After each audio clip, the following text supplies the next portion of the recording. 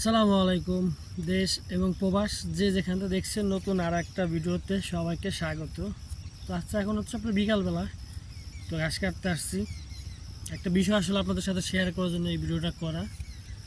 তো টাইটেল দেখে আসলে বুঝে গেছেন যে এত সব কিছুর দাম, গরুর খাবার, সব কিছুর দামই কিন্তু বৃদ্ধি। তারপর মানুষ গরু পালতেছে এবং দিনে দিনে কিন্তু গরুর খামার বা অন্যান্য সব কিছু কিন্তু বাড়তেছে। তো আসলে আবার পাশাপাশি অনেক ভিডিওতে দেখি, অনেক ইউটিউবে দেখা যায় যে অনেকেই কিন্তু খামার বন্ধ করে দিচ্ছে। তো আসলে বিষয়টা কি আসলে এখানে, সেটা আমি আমার জায়গা থেকে একটু বিশ্লেষণ করার চেষ্টা করবো। আশা করি পুরো ভিডিওটা যদি একটু সময় নিয়ে আমার কথাগুলো শুনবেন, যারা আসলে গরু খামার দিতে ইচ্ছুক বা এই সেক্টরে আসতে চাচ্ছেন, তাদের জন্য আসলে অনেকটা উপকারী হবে বলে আমার মনে হয়। বেশি না, আপনি 3-4 মিনিট আমার ভিডিওটা দেখবেন, ইনশাল্লাহ ভালো কিছু ধারণা পাবেন, একদম বাস্তবিক। আমি আমার জায়গা থেকে এবং আপনি আশপাশ মিলাবেন, ইনশাল্লাহ আপনি ভালো একটা ফলাফল বা আপনার বুঝ আসবে, এমনটা আমি ধারণা দিতে পারি ইনশাল্লাহ। তো দর্শক, আসলে আপনার খামার করতে গেলে আপনার খরচ হবে এবং গরু পালতে গেলে সেটা অবশ্যই খরচ করতে হবে। তো সেটা হচ্ছে আপনার নিয়মতান্ত্রিকভাবে। আমি আমার লাইফে বা আমার যতটুকু এই লাইনে আসি, সেখান থেকে আমি দেখতে পাচ্ছি যে অনেকে হচ্ছে হিসাব ছাড়া গরুর পিছনে খরচ করে, সেটা খাবার দিক হোক, গরু কেনার ক্ষেত্রে হোক, বিভিন্ন সাইডে। এসব যদি আপনি নিয়ন্ত্রণ করতে পারেন, তাহলে আপনি গরু থেকে লাভ করতে পারবেন। তো আসলে দেখা যাচ্ছে, আমি যেটা বলতে চাইতেছি যে আমার দেখা যাচ্ছে 4টা গরু আছে এবং 6টা ছাগল আছে বর্তমানে। তো আসলে এত সব কিছুর খরচ, তারপরেও আমি কেন পালতেছি বা আসলে এখান থেকে কি লাভ হচ্ছে কিনা, সেটা একটু আমি একটু বলার চেষ্টা করি, পাশাপাশি কিছু উদাহরণ দেবো, তাহলে আসলে বুঝতে পারবেন। তো আসলে প্রতিদিন আমি তো আমার নিয়মিত যারা ভিউয়ার্স বা আমাকে মোটামুটি যারা চিনেন, অল্প কয়েকজন ফ্যান ফলোয়ার বা আমার ভালোবাসার মানুষ যারা আছেন, তারা জানেন আসলে বর্তমান হচ্ছে প্রতিদিন আমি 250 টাকার ভুসি আনা হয়। তো 250 টাকা দেখা যাচ্ছে 5 কেজির মতো ভুসি হয়। তো এই ভুসি দিয়ে হচ্ছে 6টা ছাগল এবং 3টা গাভী হয়ে গেছে আলহামদুলিল্লাহ, এবং একটা বাছুর আছে। সব মিলায় দানাদার খাওয়ার মধ্যে এগুলো খাওয়ানো হয়। পাশাপাশি হচ্ছে এই যে ঘাস ক্ষেত, ঘাস, এবং বর্তমান হচ্ছে শীতকালতে একটু ঘাস গ্রোথটা বা বৃদ্ধিটা কম থাকে। সেই ক্ষেত্রে আপনার দেখা যায় যে প্রচুর পরিমাণে খেয়াল লাগতেছে, যে প্রতিদিন বিশাল আকার এক বোঝা ঘাস লাগে এবং পাশাপাশি 20-60 মতন খেয়াল লাগে। তো সবগুলাই কিন্তু আমার কিনতে হয়। কিনতে বলতে যে ঘাসটা দেখতে পাচ্ছেন, এই ঘাসের জমিটা কিন্তু আমার নিজস্ব না, এবং মানুষের কাছ থেকে দেখা লিজ বা 1 বছরের জন্য ভাড়া নেওয়া। আমি যখন প্রথম গরু পালতে আসি, তখন এই জমিটার ভাড়া ছিল দেখা যাচ্ছে আপনার 30% ভাড়া ছিল, বছরে 7,000 টাকা। 2 বছরের ব্যবধানে সেই জমিটার ব্যবধান হয়ে গেছে 24,000 টাকা।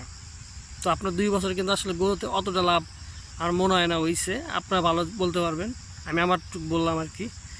আচ্ছা, দ্বিতীয়ত হচ্ছে এই যে এখন হচ্ছে আপনার শীতকাল, তো শীতকাল দেখা যাচ্ছে আপনার এই ঘাসের ব্যাপার যদি আপনার প্রচুর পরিমাণে সেচ দিতে হয়, দেখা যাচ্ছে 10 দিন 12 দিন পর পর সেচ দিতে হয়। সেই ক্ষেত্রে আমি অনেকবার বলার চেষ্টা করছি, যদি আপনার একটা নিজস্ব মেশিন থাকে, সেক্ষেত্রে দেখা যাচ্ছে বছর আপনি 30% জায়গা থেকে মোটামুটি 10 থেকে 12,000 টাকা আপনি সেভ করতে পারবেন। এটা যদি আপনার না থাকে, সেক্ষেত্রে কিন্তু আপনার অতিরিক্ত এটা ব্যয়।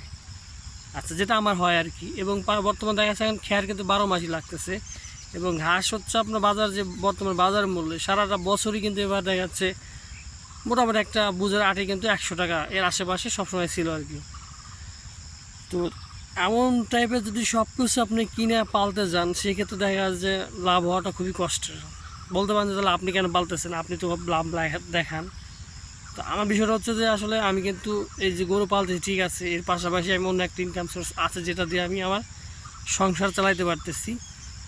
যেখানে আমি এই গরু বা ছাগল বেঁচে কিন্তু আমার সংসার ইনভেস্ট করতে হচ্ছে না, বা হয়তো আমি এর বড়ো কিছু করার ক্ষেত্রে এই জিনিসটা আমি ব্যবহার করতে পারতেছি। আচ্ছা, তো বিশেষ করে যে আমার একটা ছোটো 5.5 বছর কিছুদিন আগে বিক্রি হয়েছে, ওইটা বিক্রি করে কিন্তু আমি সংসারে বলতে আমার ছাগলের জন্য একটা ঘর উঠাইছি, অনেকে দেখছেন, সেটার প্রতি আমার ইনভেস্ট হয়ে গেছে। তো টাকাটা আমি দেখাতে পারবো আসলে যে গরু পাইলে, আমি অনেকে বলে যে আসলে গরু পাইলা কী হয় বা কী করলেন, তা আমি হয়তো বা বলতে পারবো যে এটা আমি করতে পারছি গরু পাইলা। আচ্ছা, আর যারা আমাদের মতন যারা আছে, দেখা যায় আমাদের এলাকা হচ্ছে আপনার বর্তমানে হচ্ছে পেঁয়াজ লাগানোর সিজন। তো আমি পেঁয়াজ লাগাই, দেখা যাচ্ছে দিনে কিন্তু 700 টাকা আমি একটা ভিডিওর মাধ্যমে বলার চেষ্টা করছি। তো এইভাবে দেখা যাচ্ছে খরচটা কিন্তু আমার সাংসারিক খরচটা হয়ে যাচ্ছে। আচ্ছা, তো এই যে দেখা যাচ্ছে আপনার প্রতিদিন 4টা গরুর পিছনে 20 খ্যার, তার দাম হচ্ছে 150 টাকা। পাশাপাশি আপনার যে বড় টাইপের ঘাস লাগে, এটা যদি আপনার বাজার মূল্য হিসাব করেন, তার দাম 200 টাকা। তাহলে কত আসতেছে? 350 টাকা। 150 এবং 350 টাকা এবং 250 টাকার ভুসি। তাহলে কত আসলো? প্রায় 600 টাকার মতন যদি হিসাব করেন খাবার খরচ। এটা কিন্তু প্রতিদিন এই 4টা গরু এবং 6টা ছাগলের পিছনে যাচ্ছে। তাহলে আপনি কি করবেন আসলে? এবং এই যে 7,000 টাকার জমি, যেটা 2 বছরের ব্যবধানে 24,000 টাকা হয়ে গেছে, পাশাপাশি ভুসির দাম কিন্তু প্রতিনিয়ত বাড়তেছে। একসময় ভুসি ছিল 15 টাকা 20 টাকা, এখন পুরা কিন্তু 20 টাকা। তো সেখানে ভুসি 50 টাকা 55 টাকা 60 টাকাও আছে মানের দিক থেকে আর কি প্রতি কেজি। সামনে কোরবানি আসতে দেখা যাচ্ছে আরও বাড়বে আর কি। তো এই সব মিলে আসলে তো দেখা যাচ্ছে অনেকেই গরু খামার বাড়াইতেছে, আবার অনেকে দেখছে বন্ধ করে দিতেছে। তো আসলে সিদ্ধান্ত আপনার।